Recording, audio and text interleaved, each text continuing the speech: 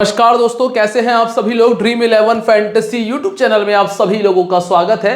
दोस्तों वीडियो में आज की हम बात करेंगे जीटी और आरसीबी के बीच होने वाले आईपीएल के मैच नंबर 45 के ग्रैंड लीग के कॉम्बिनेशंस के बारे में। ये मैंने अपनी डिटेल वीडियो में भी आपको बताया था कि ये मैच फाइनली ऐसा होगा जिसमें आपको बड़ा स्कोर देखने नहीं मिलेगा। मतलब 250 वाला मैच नहीं है, ना ही 220 वाला मैच है। तो ये जो मैच आपको देखने मिलेगा लगभग 170 180 वाला रहेगा। अब 170 180 वाला जो मैच है ना, उसके हिसाब से हमें टीम तैयार करनी है। कौन कौन से खिलाड़ी हैं जो आपकी टीम में जगह बनाएंगे, इस पर डिस्कशन होगा। कौन कौन से प्लेयर्स हैं जो सेफ हैं और किस पर रिस्क लिया जाना है, उस पर भी बात की जाएगी। तो वीडियो को ध्यान से देख लेना। और अगर अभी तक आप लोगों ने चैनल को सब्सक्राइब नहीं किया है तो सब्सक्राइब करने के साथ में बेल आइकन पे प्रेस कर देना, जिससे कि आने वाली वीडियोस की नोटिफिकेशन मिल जाए। और जो हमारी फाइनल टीम है, कुछ ग्रैंड लीग के और कॉम्बिनेशन, साथ में स्मॉल लीग का क्लीन स्वीप वाला कॉम्बिनेशन मैं आपको टेलीग्राम पे शेयर कर दूंगा। टेलीग्राम बिल्कुल फ्री है, लिंक वीडियो के डिस्क्रिप्शन में है। ज्यादा से ज्यादा कॉम्बिनेशन शेयर करने की कोशिश करूंगा जिससे आप एक बेहतर पैटर्न तैयार कर पाए। चलिए, और टेलीग्राम के लिए करना इतना सा है कि डिस्क्रिप्शन और कमेंट सेक्शन में मैंने लिंक दिया है, उस पर क्लिक करके हमारे साथ में टेलीग्राम पे जुड़ जाइएगा। अब चलिए बात कर लेते हैं इस मैच के बारे में। सबसे पहले वेन्यू से शुरुआत होगी। मैच होने वाला है अहमदाबाद में नरेंद्र मोदी स्टेडियम पे।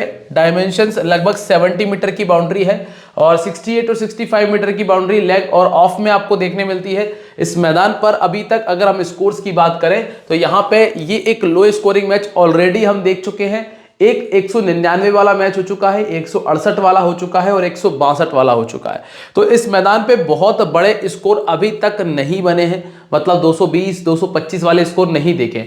अब जब इतना बड़ा स्कोर नहीं बन रहा है तो स्वाभाविक सी बात है कि आपको एक बैलेंस कॉम्बिनेशन तैयार करना है। अब यहां से अगर हम बात करें स्कोर करने वाले प्लेयर्स की, तो इस वाले मैच में जरूर नंबर 8 के प्लेयर राशिद खान ने स्कोर किया था। बाकी अगर आप देखोगे तो नंबर 3, यहां पे नंबर 3, यहां पे नंबर 2, मतलब ओपनिंग पेयर या फिर नंबर 3 का प्लेयर, या कुल मिलाकर ये कह लो कि टॉप 3 से आपको एक अच्छा स्कोर मिल जाएगा। वहीं से आप अपने वाइस कैप्टन और कैप्टन का सिलेक्शन कर सकते हो। दोस्तों, अगर आप लोग ज्यादा टीमें बनाते हो ना, तो कैप्टन वाइस कैप्टन सिलेक्शन करने में दिक्कतें आ रही हैं, तो ये दिक्कत आपको इजी हो जाती है यहां से। कैसे कि आपको ये पहली चीज क्लियर हो रही है कि टॉप 3 से एक ठीक स्कोर आ रहा है, वहां से आप कैप्टन वाइस कैप्टन बना सकते हो। इसके बाद अगर सेकंड इनिंग की बात की जाए तो यहां पे नंबर 2 ने स्कोर किया, यहां नंबर 3 ने, यहां नंबर 4 ने और यहां नंबर 6 ने। सेकंड इनिंग में कोई कंसिस्टेंसी नहीं है, इसलिए हम यहां पे किसी ट्रेंड को फॉलो नहीं करेंगे। स्कोर करने वाले प्लेयर्स की बात अगर हम यहां पे देखें, पावर प्ले के अंदर विकेट, तो फर्स्ट इनिंग के अंदर मिनिमम 1 विकेट आपको देखने मिल जाएगा। ये वाला मैच लो स्कोरिंग था, इसलिए यहां पे 4 विकेट थे। बाकी में अगर आप देखोगे लगभग 1 विकेट हमने देखा है। और रही बात सेकंड इनिंग की, तो 4, 2 विकेट यहां, 2 विकेट यहां और 1 विकेट हमने यहां देखा। सेकेंड इनिंग में कम से कम आप 2 विकेट तक देख सकते हो। अब आपको यह भी देखना है कि दोनों टीमों के जो ओपनिंग पेयर कैसे हैं। एक तरफ आपको मिलता है विराट कोहली और डुप्लेसी, जो कि बहुत अच्छा ओपनिंग पेयर है। यहां विकेट के चांसेस कम होते हैं, अब चाहे वो पहले बैटिंग करें या सेकंड बैटिंग करें। हालांकि अगर इनका विकेट जाता है तो कौन निकाल सकता है, इस पे आपको खास तौर से ध्यान रखना पड़ेगा। जैसे कि अगर हम विराट कोहली और डुप्लेसी की बात कर रहे हैं तो दूसरी तरफ आपको ओमार ज़ई मिलते हैं पावर प्ले में, और उनके साथ में मिलते हैं संदीप वॉरियर। संदीप वॉरियर को इंटरनेशनल लेवल का उतना एक्सपीरियंस है नहीं और सिर्फ वो पेस पर डिपेंड करते हैं। तो मैं यहां पे ये मान के चलूंगा कि अगर पावर प्ले में विकेट जाता है तो वो ओमार ज़ई को मिलना चाहिए। बाकी इसके बारे में हम आगे डिस्कस कर लेंगे। और इस फास्ट बॉलर्स और स्पिनर्स की बात की जाए तो अभी तक ज्यादातर विकेट तो फास्ट बॉलर्स ने ही निकाले हैं, पर स्पिनर्स भी लगभग 2-2 विकेट निकालकर देकर गए हैं। तो ये चीजें आपको क्लियर होनी चाहिए। अब इस मैदान पर जो मैचेस खेले गए हैं, जो बैटिंग की है, पहले बैटिंग करने वाली टीम ने क्या किया, सेकंड बैटिंग करने वाली टीम ने क्या किया, जरा देख लो। तो पहले तो मैं आपको सिर्फ गुजरात का दिखाता हूं। गुजरात ने क्या किया है, चाहे पहले बैटिंग की 3 बार गुजरात की टीम ने। अब इन 3 मैचेस में से अगर आपको सबसे कॉमन चीज क्या देखने मिलेगी, 31-45 2 खिलाड़ियों का स्कोर है इस मैच में, 89 और 33 2 खिलाड़ियों का स्कोर है। इसमें किसी का स्कोर नहीं है, 31 इन्होंने किया है।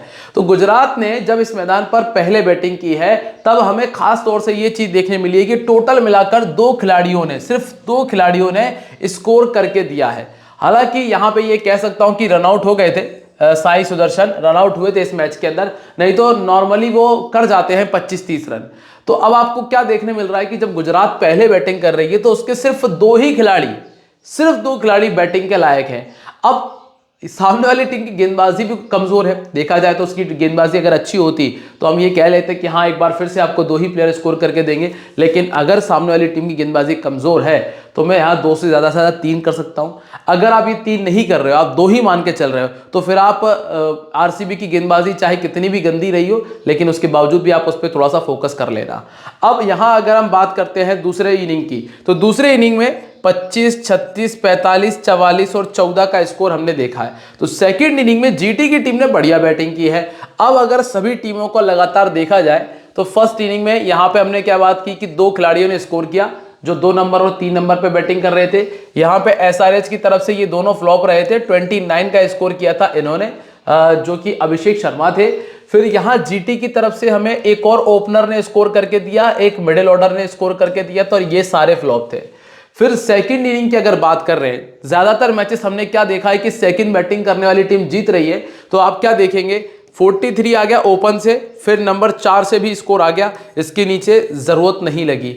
फिर आप यहां पे देखिएगा 25 आया बड़ा स्कोर, 36 आया बड़ा स्कोर, 45, 44, ये ऊपर के 4 खिलाड़ियों ने काम कर दिया, जरूरत नहीं लगी। फिर पंजाब वाले मैच में 35 का स्कोर आया और ये मैच जरूर थोड़ा सा नीचे तक गया था। बाकी इसके बाद ये 61 का स्कोर आया, बाकी नीचे भी ठीक परफॉर्मेंस था, मतलब ये मैच थोड़ा सा अलग चला गया था। बाकी यहाँ देखो 20, 15 और फिर नीचे की जरूरत नहीं लगी। तो कुल मिलाकर ये हमने देखा है कि सेकंड इनिंग में जो बैटिंग कर रही है वो मैच को विन कर तो रही है, साथ में उसके जो ऊपर के 3 या 4 खिलाड़ी हैं वही मैच को पलट दे रहे हैं। इसके बाद नीचे के खिलाड़ियों की जरूरत नहीं लगी है। तो कुल मिलाकर यहां पे अगर आप जिस भी टीम को जिता रहे हो, पहले बैटिंग करने वाली टीम को जिता रहे हो, तो वहां तो आपको थोड़ा सा ज्यादा फोकस करना पड़ेगा। लेकिन अगर आप सेकंड बैटिंग को जिता रहे हो ना, तो ऊपर के 4 प्लेयर, इसके बाद आपको नीचे जाने की जरूरत नहीं पड़ेगी। अब यहां से अगर हम बात कर लेते हैं गुजरात के वेन्यू रिकॉर्ड के बारे में, तो रिद्धिमान साहा का रिकॉर्ड इस मैदान पे कुछ अच्छा नहीं है। अच्छा रिकॉर्ड है इन दोनों खिलाड़ियों का, शुभमन गिल और साई सुदर्शन का। इसके बाद डेविड मिलर का ठीक है, लेकिन 50 नहीं किया है, और 28 का एवरेज है राहुल तेवतिया का।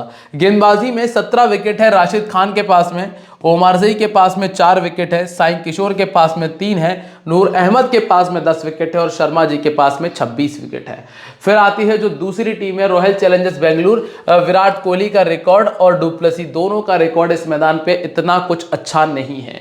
फिर है रजत पाटीदार, 40 का एवरेज है इनका, कैमरून ग्रीन का 31 का है और दिनेश कार्तिक का 16 का है। ग्रीन को विकेट नहीं मिला, यश दयाल को 2 मिले हैं, सिराज के पास में 1 है और फर्गुसन ने 0 विकेट इस मैदान पे निकाला है।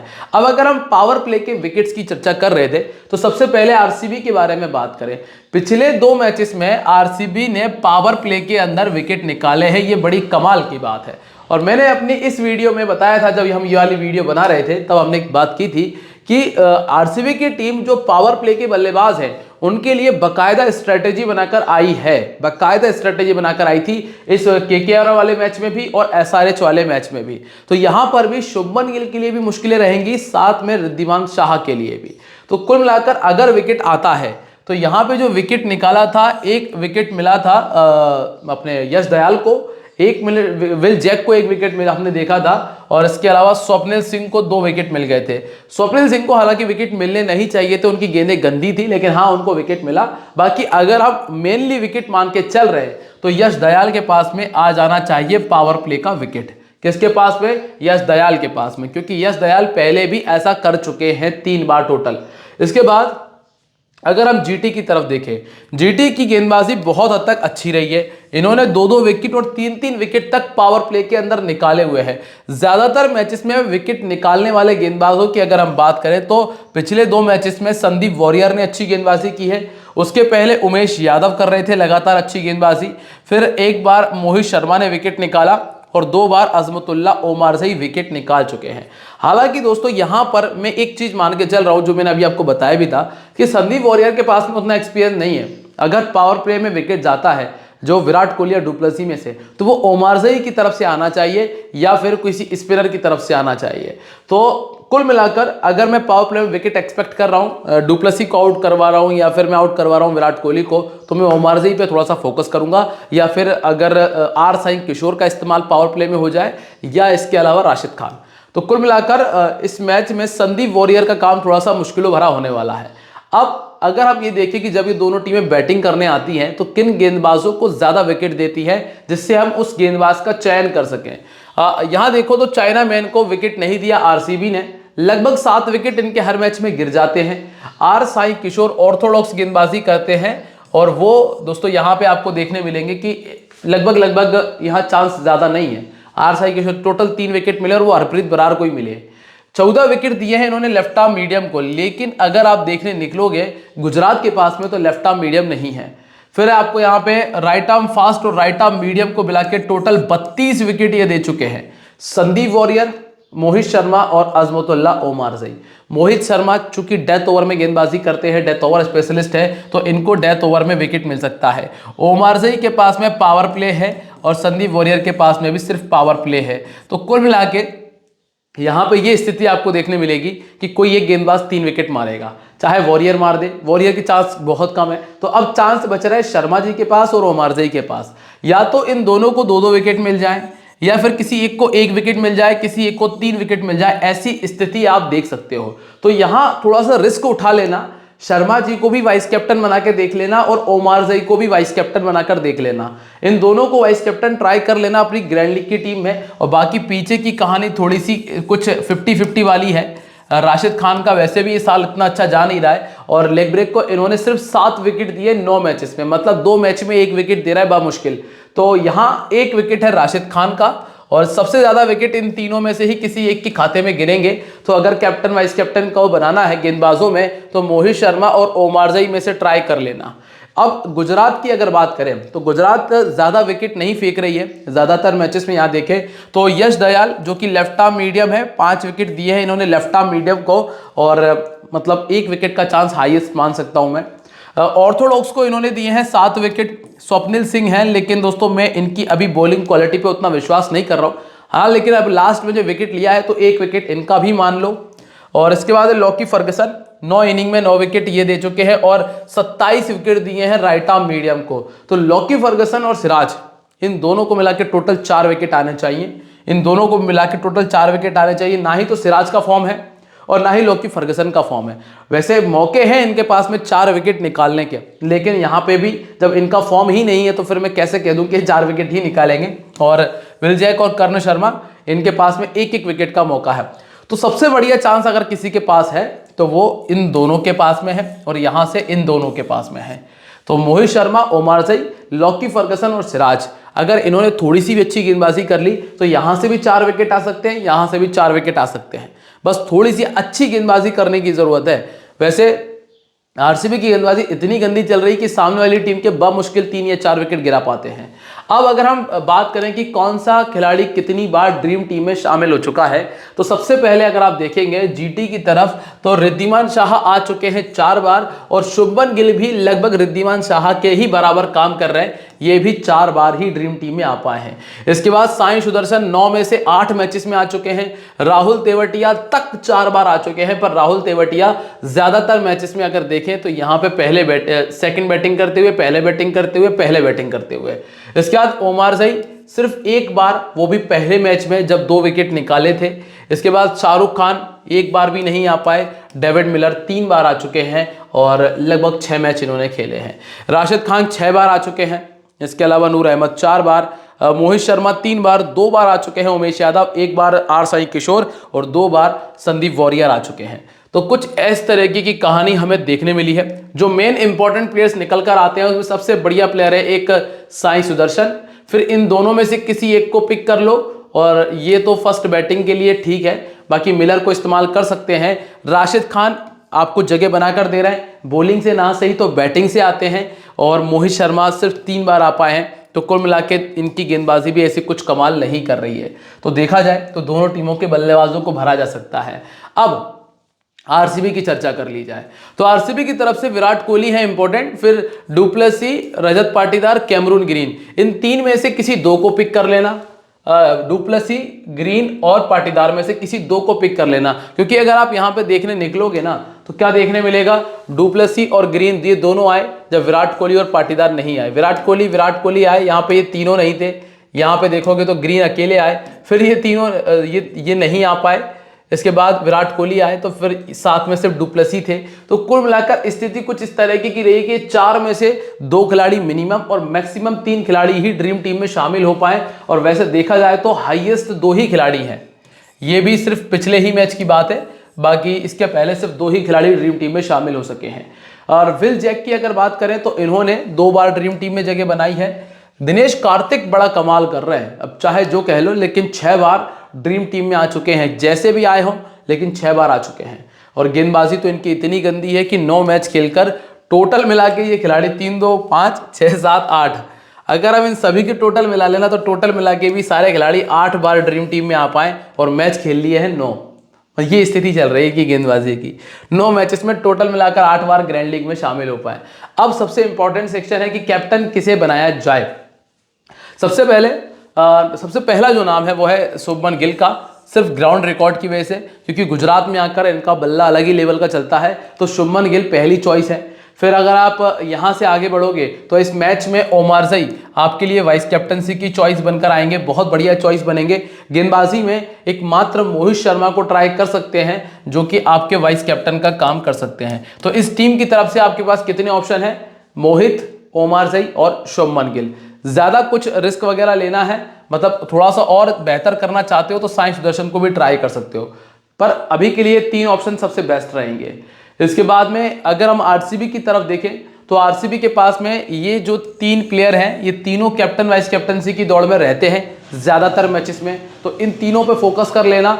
गेंदबाजी में रिस्क उठाना चाहते हो, थोड़ा बड़ा रिस्क लेना चाहते हो तो फर्ग्यूसन को ट्राई कर लेना वाइस कैप्टन, कैप्टन ही ट्राई करना, वाइस कैप्टन नहीं कैप्टन बनाना। तो फर्ग्यूसन और ये जो 3 प्लेयर हैं इनमें से आप अपने कैप्टन वाइस कैप्टन लेके चल सकते हो, आपका आधे से ज़्यादा काम यहाँ खत्म हो जाएगा। अब अगर हम सेफ प्लेयर्स की बात करें जो ज़्यादातर बार ड्रीम टीम में देखने मिलते हैं और इनके चांसेस भी बहुत अच्छे हैं, जिसमें शुभमन गिल और साई सुदर्शन आपको देखने मिल जाते हैं, विराट कोहली आ जाते हैं, विल जैक आ जाएंगे, कैमरून ग्रीन है, मोहित शर्मा और दिनेश कार्तिक ओब्लिक रिद्धिमान शाह रहते हैं। लेकिन अगर कहीं पहले बैटिंग कर रही है ये टीम विराट कोहली वाली तो फिर दिनेश कार्तिक के चांसेस अच्छे होंगे कि वही आए।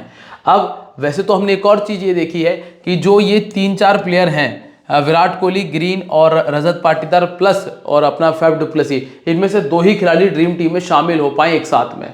फिर जो दोनों ये खिलाड़ी हैं इनको मैंने डिफरेंशियल में रखा हुआ है, क्योंकि ये जो 4 खिलाड़ी मैंने आपको नाम बताए थे ना अभी, विराट, फैफ, रजत और कैमरून ग्रीन, इनमें से 2 खिलाड़ी ही ड्रीम टीम में पॉसिबल जगह बना पाए। अब वो तो चाहे विराट फैफ हो जाए, विराट रजत हो जाए, विराट ग्रीन हो जाए, या फिर फैफ रजत, फैफ ग्रीन, कुछ भी पॉसिबल हो, मतलब ये दोनों तो रिस्की सेक्शन है। रिद्धिमान शाह अगर दिनेश कार्तिक की बैटिंग आ ही ना पाए तो फिर तो ये एकमात्र चॉइस है, क्योंकि अगर ये फिर 5 रन 10 रन भी बनाएंगे तो चांसेस हो जाएंगे। ओमारजई इस मैच के लिए अच्छी चॉइस बन सकते हैं क्योंकि विकेट का मौका भी है और बैटिंग भी आ जाती है, और नूर अहमद भी ठीक ठाक ऑप्शन बन जाते हैं, 1 विकेट पर इनका काम बन जाएगा। फिर है इसके बाद रिस्की प्लेयर जिसमें राशिद खान और लॉकी फर्ग्यूसन है।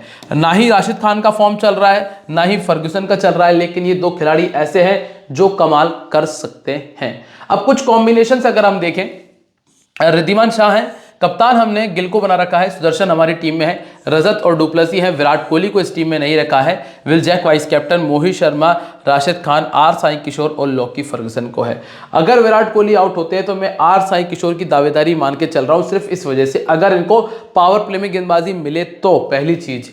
फिर इसके बाद दिनेश कार्तिक है, विराट कोहली कप्तान है मोहित शर्मा के साथ में, Rashid Khan, Ferguson, Green, Omarzai, Gill, Sudharsan, David Miller और रजत पाटीदार को टीम में जगह दी है। इसके बाद जो तीसरा कॉम्बिनेशन हमने बनाया है जिसमें दिनेश कार्तिक के साथ में साहा है, डुप्लेसी, गिल और सुदर्शन है। अगर ओमारजई पावर प्ले में विकेट निकालते हैं तो ही वो वाइस कैप्टनसी की चॉइस बन पाएंगे। इसके बाद ग्रीन, विल जैक हैं, मोहित शर्मा, फर्गुसन और आर साई किशोर टीम में है। अंतिम कॉम्बिनेशन में क्योंकि देखा जाए तो दोनों टीमों की गेंदबाजी बड़ी गंदी है, मतलब वैसे गुजरात के पास अच्छी गेंदबाजी है लेकिन वो उतना अच्छा काम कर नहीं रही है, इसीलिए सिर्फ मैंने मोहित शर्मा को रखा डेथ ओवर के लिए और यहां से रखा सिर्फ फर्गुसन को। बाकी मैंने सारे बल्लेबाज टीम में रखे जो कि हम पिछले 2-3 मैचेस से देखते भी आए कि ऐसा ही काम चल रहा है, तो उस हिसाब से ये कॉम्बिनेशन तैयार किया है। बाकी मैं कुछ और कॉम्बिनेशन तैयार करूंगा अभी बैठकर, जो मैं आपको टेलीग्राम पे प्रोवाइड कर दूंगा, लिंक डिस्क्रिप्शन में है, जाकर ज्वाइन कर लेना। और ध्यान रखना कि this game may be habit forming और financially risky, so please play responsibly. मिलते हैं आप लोगों से अपनी अगली वीडियो में एक बार फिर, तब तक के लिए बाय, जय हिंद, जय महाकाल।